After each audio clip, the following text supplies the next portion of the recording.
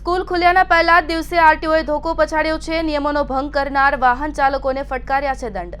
ઉનાળુ વેકેશન પૂર્ણ થવાની સાથે જ આજથી નવા શૈક્ષણિક સત્રની શરૂઆત થઈ છે, ત્યારે રાજકોટની દુર્ઘટના બાદ તંત્ર દ્વારા કાર્યવાહી થઈ રહી છે।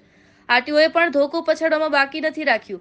આજે પહેલા જ દિવસે અલગ અલગ ટીમો બનાવી કાર્યવાહી કરી, જેમાં નિયમો વિરુદ્ધ વિદ્યાર્થીઓને બેસાડનારા સ્કૂલ વર્દીવાળાને સ્થળ પર દંડ ફટકારવાની સાથે મેમો આપ્યા। ક્ષમતા કરતાં વધુ બાળકોને સ્કૂલ વેનમાં ભરતા ચાલકો સામે કાર્યવાહી કરવામાં આવી હોય। વિદ્યાર્થીઓને ઘેટા બકરાની જેમ સ્કૂલ વેનમાં ભરી લઈ જતા સ્કૂલ વેન ચાલકો, આરટીઓ અને ટ્રાફિક પોલીસની કાર્યવાહી કરવામાં આવી।